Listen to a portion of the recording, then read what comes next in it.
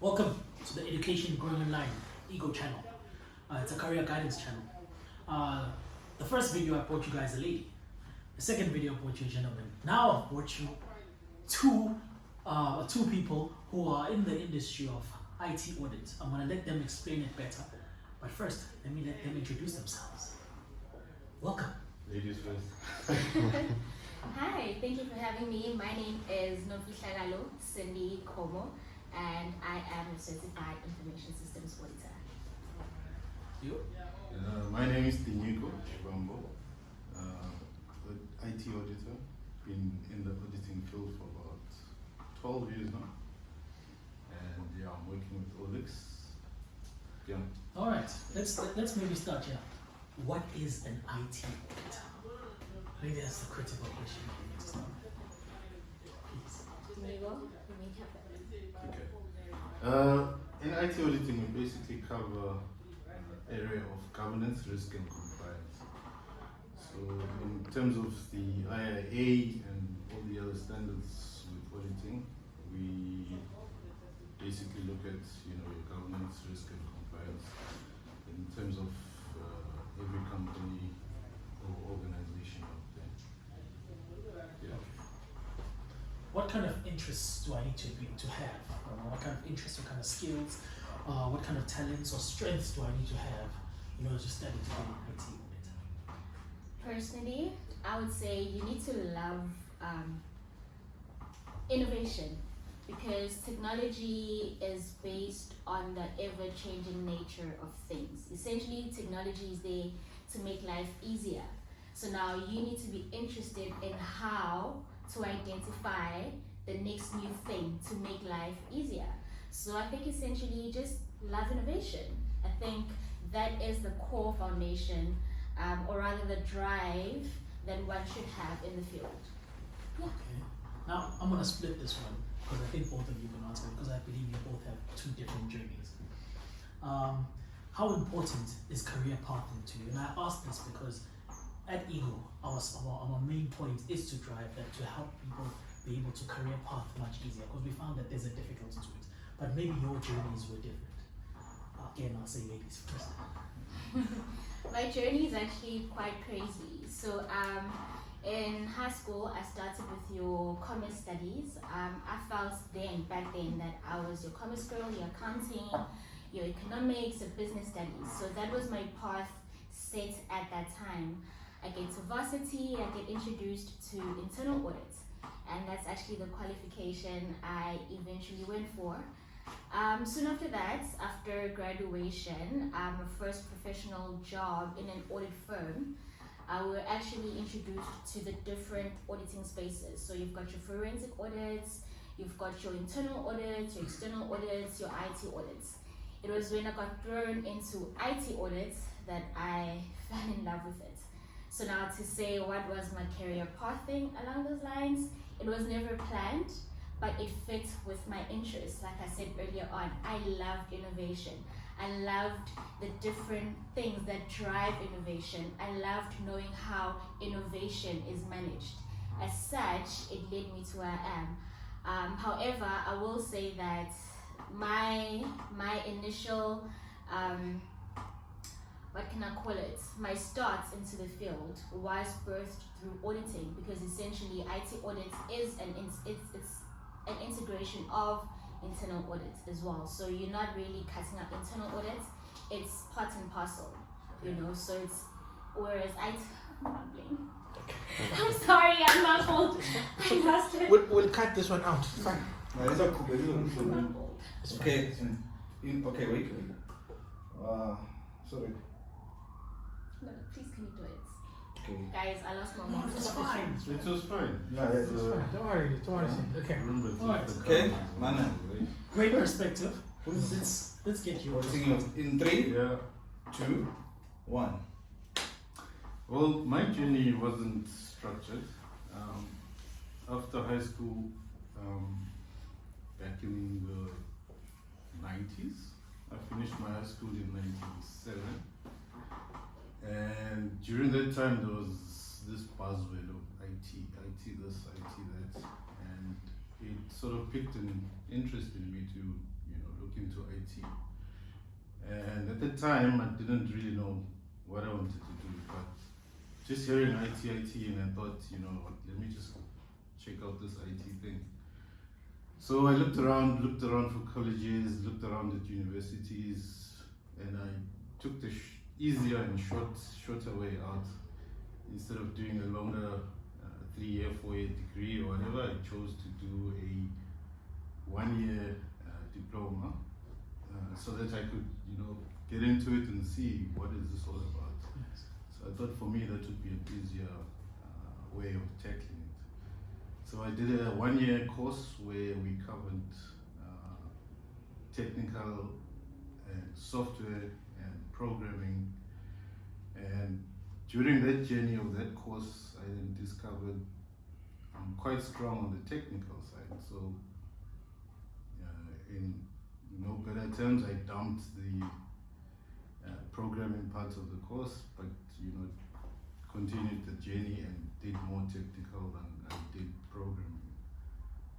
After that, then I got a well-paying job at the time, I guess. And during that phase of my first job as well, there was another buzz term that came out, which was MCSE. And at the time, that was also, you know, MCSE this, MCSE that. You could see posts all over Johannesburg, which is where I'm from. And you could see posts all over and you see, what's this MCSE thing? And then I decided to do that as well. So whilst doing that, you know, the whole idea behind me then getting into that was that there is money if you do MCSE. So I can say that for me to actually get into IT, it was a money thing. There was this lie painted that, you know, there's money in IT, and I fell for it. During the course of my years of working, acquiring all these other skills, I then had a friend which got into auditing, and on his first project that he got, he invited me to do a bit of work with him, but I had no clue what he was doing. And so I thought, let me just jump in and see. I've always jumped into everything and managed to get through, so let me jump into this and see what is this auditing all about. And I went in. To my surprise, I'm not even just a resource in the project. I'm the one heading the project. Okay. So I had to learn quick, I had to learn fast, but because of my technical background, I then realized, you know, what auditing is all about is just basically looking at the technical aspects of your governance, risk, and compliance. So if you know your technical background in terms of networking, in terms of user management, desktop management, just being a technician in general, that helped me pretty quick. And from my first meeting, opening meeting, just going through the whole process, I then had to just, you know, learn things as I went along. And after that project was done, got my big fat check for the project, and I thought, this is it. And so I started, you know, getting serious and, you know, looking at more traditional paths, if you can put it that way, into getting into auditing. And I studied, you know, a few YouTube videos, I studied a few sites, Saka site, I would study this, study that, look at this, look at that. And as time went on, I started gaining more knowledge, and I started getting more projects and getting involved in more projects. And although I don't have my CISA yet, I'm basically good enough to do any audit in IT audit. So yeah, that's my story. I think maybe it's important here to get a background, you know, because I can tell now there's two different types of backgrounds. Yeah. Maybe you guys can tell us a bit about where did you grow up? You know, maybe it'll give us a clear basis of, as you said, that you learned about IT because it was a bit of a buzzword, and then you jumped on that wagon. But we also like to know how Cindy came about in it. So, this time we'll start with Jennifer. Yeah, I grew up in Soweto, and I left Soweto when I was about, I think, 3 or 4 years old. My parents divorced, so at the time I was living with my grandmother, and my dad got remarried in Swaziland. So we moved. He came, picked me up. I remember one day after returning from preschool or something, and I saw his car outside the yard, and I'm thinking, what's happening here? And he came to pick me up, and that was me gone. Soweto. I went to Swaziland, grew up in Swaziland. In Swaziland, did my primary, didn't finish my primary there. I went and finished my primary in Zimbabwe, where my dad had connections with some friends of the PAC, and through those friends of his, he was able to, find out that the education system in Zim was quite good. And so he thought, I should go and check it out. So moved to Zim, did my preschool, and finished off my primary school, and did my high school there, college, which I then finished in 95, where I came back to South Africa on a full-time basis, and then did my standard 11 and 12 at a high school called Langlaagte Technical in Johannesburg. So yeah, that's me. I came to Durban, I think 2 years ago, during my time of doing projects here and there, and then saw that I love the place. I like the scenery, I like the people. It's a nice slow vibe compared to Joburg, and I thought let me just move here. So 2 years ago I moved down to Durban, loving it. Alright, I am a born and bred Durban girl. I started my primary school years in Junior Garth Road Primary School. I then moved on to Durban Girls Secondary School, which is in our Durban CBD. I think that was when, like I said earlier, I had discovered my strengths of the commerce side of things. I think growing up, you are told that you either go the science route or the commerce route. So I think for me it was an easy one. I found myself doing quite well and thriving in those subjects, and it was then that I discovered my strengths back in high school. So which then, when I moved on to varsity, I went to the Durban University of Technology. Because of the strengths I picked up in high school through my commerce studies, I then moved on to choosing internal audit. So that's when I obtained my qualification in internal auditing. Thereafterwards, I moved on to an audit firm, which exposed me to the various audits that we have, and eventually found myself in IT audits. Okay. How did you perform in high school? And when I ask that, I'm talking about the type of subjects that are important for the career that you ended up in. Crazy enough, internal audits wasn't my first preference. So I wanted to be a chartered accountant. So I did quite well in my accounting and mathematics. However, didn't quite get the marks I needed to do that. So internal audit then became a fallback plan, which, crazy enough, I feel like destiny has a way of leading you to what perhaps you're meant to be doing anyway. So it's something which, when I look back, I have no regrets.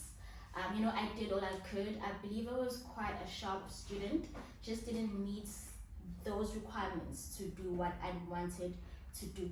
Even though it was informed again by what society knows. I mean, you're only given your one-line career options. You can either be a doctor, a CA, a lawyer.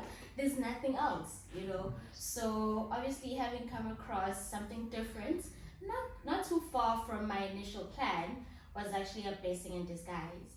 So I performed quite well, and I feel that whatever knowledge I picked up from my high school subjects, my economics, my business studies, my accounting subjects, which are really the core subjects in that field, did inform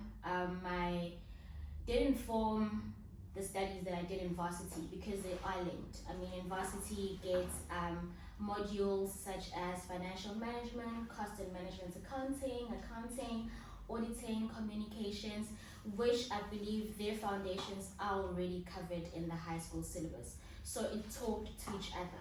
So yeah, so I think those subjects did feed into what I'm doing now.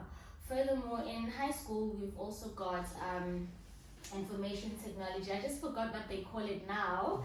Yes, but we've got information technology. So again, it forms the foundation of what you then go on and learn in varsity, which I feel is just this long chain of what starts in primary school, high school, varsity, eventually informs what you do in a career. Fantastic.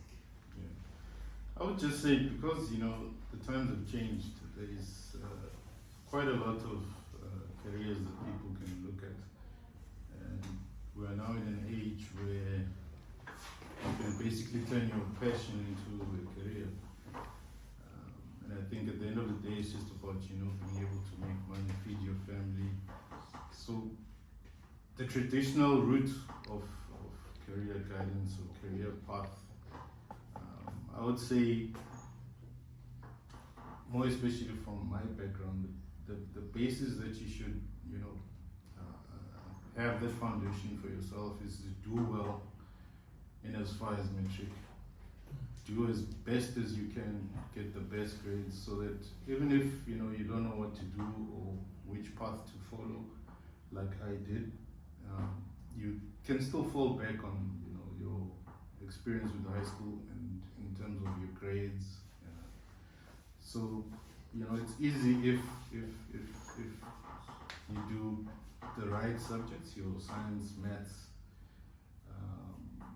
because that's what the world is about now. There's technology, there's all sorts of career paths you can go through, but your maths, science are basics, which I did.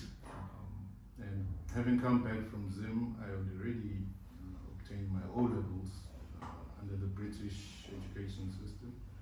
So when I got back here, although I had to go back to grade 11, I was already like 2-3 years ahead. So. But because it's a different system, they had to pull me back for whatever reason. But I had already achieved in terms of the basics. So it kind of helped me to be able to at least still have the choices that I wanted to make, because I had the proper qualifications, if you can put it that way. Yeah. Now let's go into your varsity experience. How was varsity in the sense of your social life, your study regime as you were studying, the lecturers, and finding past papers and assignments? How was that experience? I'll say this much. Given that I was in a girls-only high school, so that's like 5 years in high school, right? So going to varsity, back to the boys, so that was a bit of a transition. So it was just navigating, finding yourself.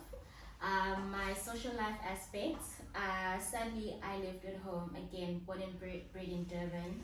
It didn't make economical sense to board a house in student residency.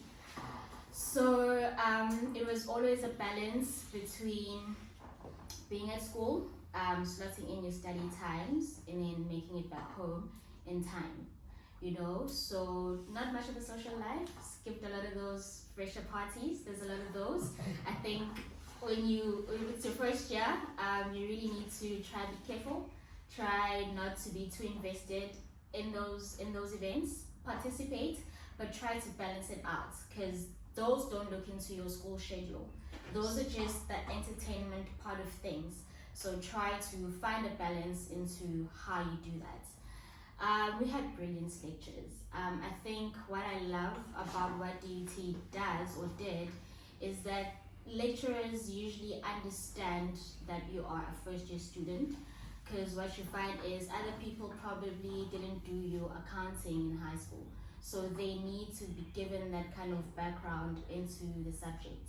So I think they were brilliant in a sense that they availed themselves for tutorials as well, which is something I'd love to stress. Tutorials are important.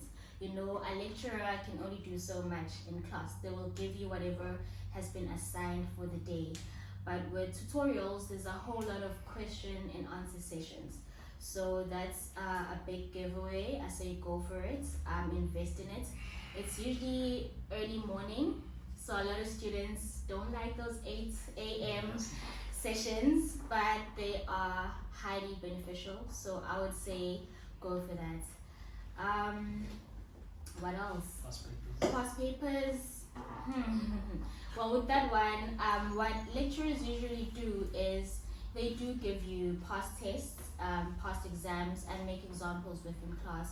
So in terms of access, with me, generally it was just what was provided by the lecturer. However, you had those students who obviously could go the extra mile in sourcing these papers, and I think through their efforts we found more past papers to work with, and that also came to be great help. But what's coming to my mind now is that I remember when I studied, they had a booklet that had like your past 3 years papers. So that, you know, obviously inform this year's way of testing. So that also came in quite handy. So I think in terms of access and provision of such, that was greatly catered for. Yeah, for me it was a bit different because I didn't attend your traditional university. I attended college. It was a college called Crux Institute Technology in Randburg. Because the 3-year course was basically crammed into 12 months, there wasn't a strict what can I call it, schedule of how you do your subjects, when you do them. But within the 12 months, you had a set number of courses to do. So it was up to you when you wrote, what you did, how you did it, but within the 12 months, you have to finish. If you don't, it carries over into the next year and, you know, carry on from there. But obviously, I wanted to finish within the 12 months. So I didn't really take it serious at first until I realized how much work there was into it, you know. I had no idea that there would be so much work within that first year. But during it all, I still had my fun. I still had, you know, crazy times where I didn't do any of the work, didn't submit, but I still managed to get through. I'm one of those guys that can study the night before, get into class and pass. So I just There's a skill. yeah, I just went through it, and in my 11th month I was done. Past papers and other material, there wasn't much. We had to go through, you know, YouTube and basically try and source other materials off the internet. And yeah, just use it to help you study. Final question, or guess questions. One, how much do I get paid as an IT auditor? And then two, what do I do on a day-to-day? You know, what generally do I do on a day-to-day? And where can I work? I think you guys can combine this one. I think with pay, it depends which company you work for. Although you do get, you know, your basic scale of, I think there's a general scale that you can look at in terms of that, but it depends what company you work for. It depends how your company is doing. It depends, you know, there's quite a lot of dependencies on that. If you could give us an average. There's levels as well. Yeah. So there's entry level, and as you enter into the market, there's growth. So I think it's equal to your level of growth. What's the entry level? Again, I'd probably say about 5.5 or 6. Okay. Again, just depends on the Take company. it from there. Yeah. Yeah, depends on the company, because what I found, in all honesty, there's your audit firms, and then there's your corporates. So I found that the skills are different. You'd find that there's more from the corporate side compared to your audits. But then now you try and assess, in terms of skill, who's providing you with more skill and exposure, unlike the others. So you just try to work it out that way. Because look, we all love money, but it shouldn't be the driving factor. Yes. Okay. And then where can I work? Can you name me 3 places? Audit firms again, because it is IT audit. So ideally, PricewaterhouseCoopers. your your Big Four, you've got Olex, where we are from. You've got other audit firms such as your say like a resource. It's interesting that we actually have so many black audit firms as well that are on the rise. So you've got your Big Four, but exposure is what matters the most. So don't shy away, don't shun them, go for them. Same exposure and same skill sets to be obtained on both markets. Fantastic. Just to support that, your audit firms would obviously be your first choice, so that at least you gain the experience, Yes, and then you can start looking at corporate after that. absolutely. But yeah, just to gain the structure and gain a bit more, you start at the audit firms. And then on that day-to-day one, again, it depends on what work you have. IT audit has many different kinds of audits within it. So again, it just depends on what it is that you're working with at the time. Our work is a service kind of job. So you be my client, you give me your needs, you tell us what it is that you want to achieve. We work on a scope together, and then on a day-to-day, it's just me doing those evaluations and examinations and essentially just trying to meet the objectives of what we have discussed based on a scope we may have come up with. So our day-to-day is just the auditor working towards the strategic goals of your company as my client. Yeah. No, guys, thank you very much. I think it was very informative, and we'll play a very big baseline for our viewers. Thank you very much. Thank you for having us. Thanks.